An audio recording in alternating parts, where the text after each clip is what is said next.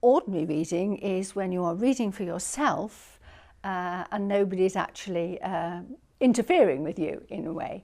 Guided reading is when you're being taught to read. Guided reading is part of learning to read, so that's a different thing. We have to always remember that we want children to be able to read on their own, but in the early stages with guided reading, that's when we are teaching them to read, and that's an important distinction to be made. Find the title page for me. Learning support teacher Jo Goodwin starts by introducing her guided reading group to a book, Poles Apart. They found each other, and after they was feeling hot in the hot country. Yeah. Some of these readers from Princess May Primary, Hackney, have limited English. Others have complex special needs. This little book is about this little animal here and this little animal here. Who can tell me what the animals are? It's looking at titles, it's looking at reading blurbs, it's looking at the picture on the front cover, it's discussing all those things. Georgie, do you know what the other animal is called? Walrus and penguins. Thank you, good boy. This one's the walrus and this one's the penguin. Well done. It's perhaps putting up words that they may encounter that they may not know, and it's discussing those words first and foremost. What do you think it is? It shows you the way. Oh, it does too. Good boy. It's called a compass. Okay, it's a compass. And it does show you the way because it tells you where things are when they're north, south, east and west. Okay? And sometimes people use a compass when they're going places. Nowadays, lots of people use what's called a sat-nav. And then Jo Goodwin then discovers what they already know about the topic.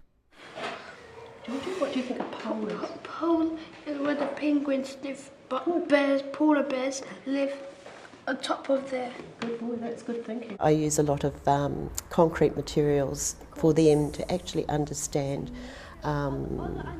specifically the types of objects that they might be reading about or animals, whatever it might be. Now this animal is called a mammal, and this animal has something on it. We've got, what have we got? We've got hair. And mammals also have hair or fur. I try to put the children into groups where they have similar abilities. It doesn't necessarily mean that they are the same age. Gauging the correct level of book for the group when reading independently can pose a challenge. It's probably a good idea to start with a book that you think might be just at a fairly easy level for the children so that they feel confident at that stage. And gradually you'll be able to increase the demands of the book.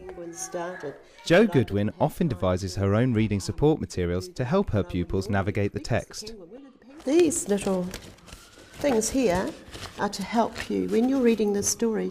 What they're there for is to help you remember where the animals went. Who would like the penguin? Who would like to write down the penguin's journey? Thank you. And this is the walrus's journey. Who wants to write down the walrus's journey? Thank you. Anybody else? Mehmet, do you want the penguin? You've got the choice, penguin or walrus. You've got the penguin and you've got the walrus. When you read about where they went to next, you can write it down into the next box. Is that right? So you can remember where they went. Right, would you like to turn over? What you could do is write down the place where they started from and write down all the places they went to as they went. All right? And what happened in the end of the story was that they ended up right back where they started. So this is a circular story. It goes round in a circle. And this is called a circle of events. Okay, it's the things that happened. Good down. Making sure a child doesn't end up where they started, but instead moves on with their reading, is the goal of guided reading. It needs to be sufficiently